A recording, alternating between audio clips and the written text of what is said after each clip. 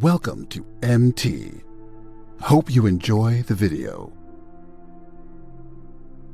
I became very aware of what it's like not to have a home. You know, a home, man, is important. No matter how small it is, no matter how bare or meager, at the end of the day, you have the right to be able to say, I'm going home. And I don't care how funky of a day you had, man, if I could just get to my house, I don't care what it looked like. I don't care what the furniture looked like in there. But man, if I could just turn the key and shut the door and be in my house, that's just a moment of relief. I didn't have that. I wouldn't gotten your car is not a home. There ain't no moving around. Once you get in the front seat, you pretty much there. It was very, very difficult, man, but it put a determination in me too, because I was determined. I was determined to be something. And my dreams of being a TV personality was bigger than, I was homeless, man. I mean, you're in a position where you're going, I got nowhere to go except up. I might as well keep hustling. I was in comedy. I just wasn't making nothing. All the money I was making, I was sending back home to my wife and kids. That didn't last long. She got tired of that real fast. But I couldn't go back to Cleveland because I wouldn't have enough money to drive back down south to perform. One time I drove to the house in Cleveland. I finally got enough money. I drove to the house in Cleveland and everybody was gone. I didn't see my kids for almost 2 years. I ain't see her, nothing. So they just left, boarded up the house. So I said, okay, I ain't got nowhere to go. So next thing you know, I'm in the car. I lived there, but it taught me determination, man. I'm a really, really determined person. It also taught me that no matter what happens to you, it ain't over. It ain't over. Ain't no such a thing as over. As long as God wakes you up, that means he ain't through with you yet. And if he wakes you up, you got a shot to correct it and get it right. And he kept waking me up. So I figured, okay, God wakes you up. That also means that he has something for you that you've yet to receive. So as long as he was waking me up, I figured what else? He can't take nothing else from me. I ain't got nowhere to stay. So I just kept asking. It drew me closer to it because I had nothing else. But I'm that type of person, and he knew that about me. He had to take everything from me to get my undivided attention. So he did it. He took it, stripped me down. I needed to pay attention to him. I had to remember what my mama taught me as a Sunday school teacher. So he took everything from me. And I had nothing but him. So I just talked to him all the time. I got real strong in that car. I learned a lot of stuff in that car. I think humility was a thing that I learned. Humility. Don't deviate. Don't procrastinate. Don't become frustrated. All you have to do to win this battle is stay on track. There are moments that try the human soul so violently and so perplexing that if the truth were told, all of us have had moments that we wanted to throw up our hands and walk away. Discouragement can creep in secretly, hide behind clothes, makeup, hairdos. Discouragement is so bold that it will even hide behind a smile. It will always ride to work with you, and if it doesn't catch a ride going to work, it'll catch a ride on the way back home. Discouragement will go into a tent, into a garage apartment. It'll go into subsidized living. It will walk right into a Section 8 neighborhood. It will come in. But don't think that it stops there. Discouragement will walk right into a middle-class house and sit down at the dining room table and have a cup of coffee early in the morning. It won't just stop there. It'll go in a mansion and sit on the side of a jacuzzi, stick his feet in the hot tub, and tell you life is not worth living. If you listen at discouragement, it will cause you to make bad decisions. It will cause you to think that life is not worth living. And secretly, behind the facade of a smile and a good morning and a praise the Lord and a how are you, you will wonder if you're ever going to get out of what you're into.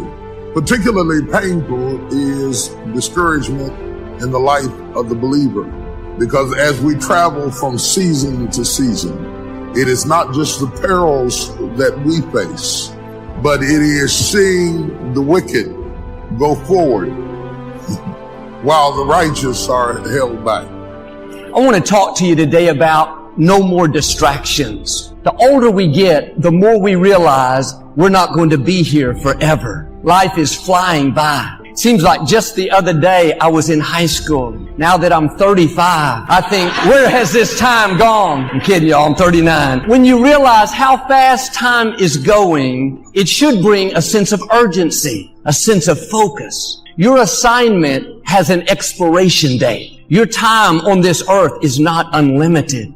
When Jesus was about to be crucified, the scripture says he set his face toward Jerusalem because his hour had come. No more going to the desert, feeding the 5,000. No more waiting for the woman at the well. No more stopping by Zacchaeus' house for dinner. Those things were fine for a season, but now he didn't have time for distractions. His hour had come. God is saying to you, your hour has come. If you're going to reach your highest potential, you have to do like Jesus and set your face. You can't be distracted by things that are keeping you from your purpose. You don't have time to waste worried about what people think about you. Your time is too valuable to respond to every critic, every negative comment, try to convince people that you really are okay. Those are distractions. Everyone is not going to like you. Everyone's not going to accept you. Quit trying to convince someone to understand you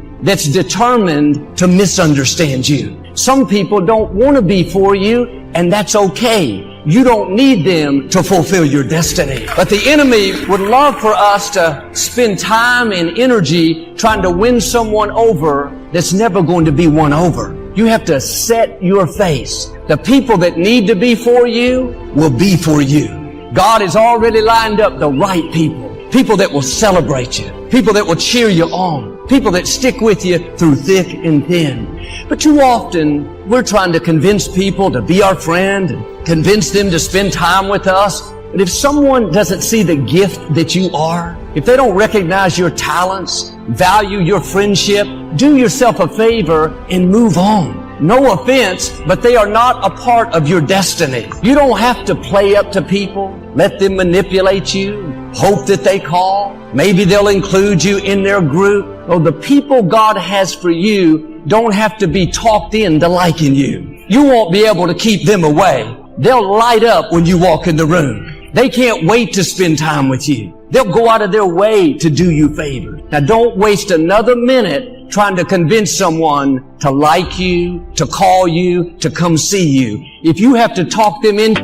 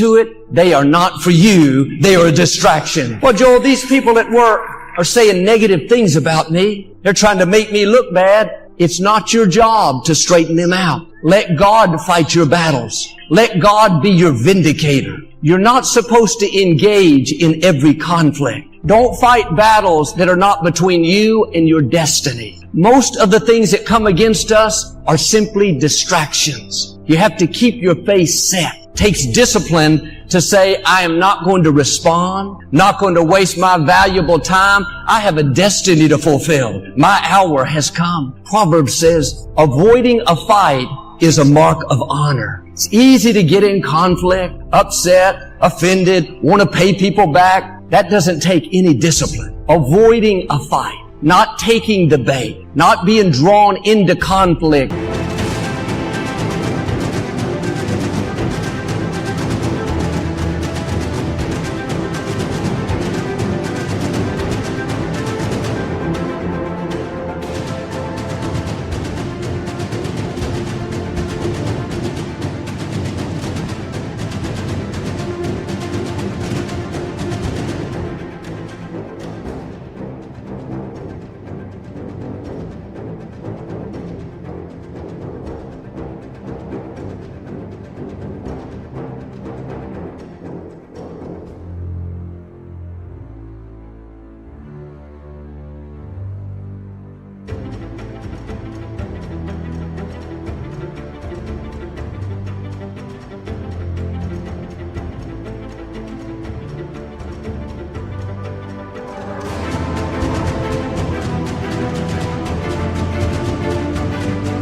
That takes your face being set. The next time something comes against you, ask yourself, is this a battle worth fighting, or is it simply a distraction? That person that cut you off in traffic, is it worth getting upset over when you're never going to see them again? That coworker that leaves you out, doesn't give you credit, do you think they can stop your destiny? That somehow they're more powerful than what God has ordained for you? They're distractions. The only way they can hinder you is if you get baited into conflict. Best thing you could do, ignore it. Don't give it the time of day. When David heard Goliath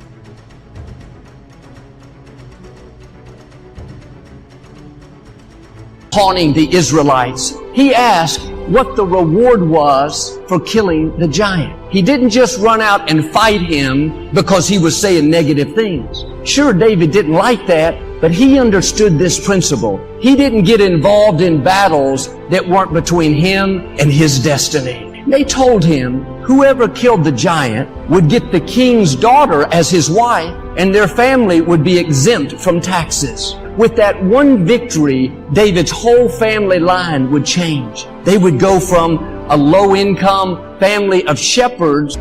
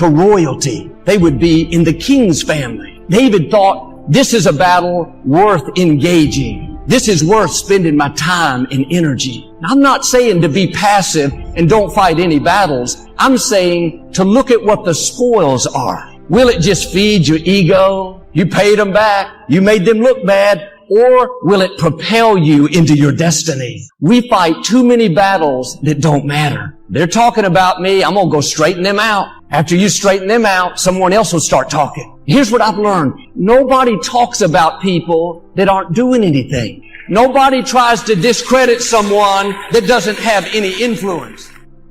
Thank you for watching our video. Check out our other motivational videos that will help you turn your life in positive direction.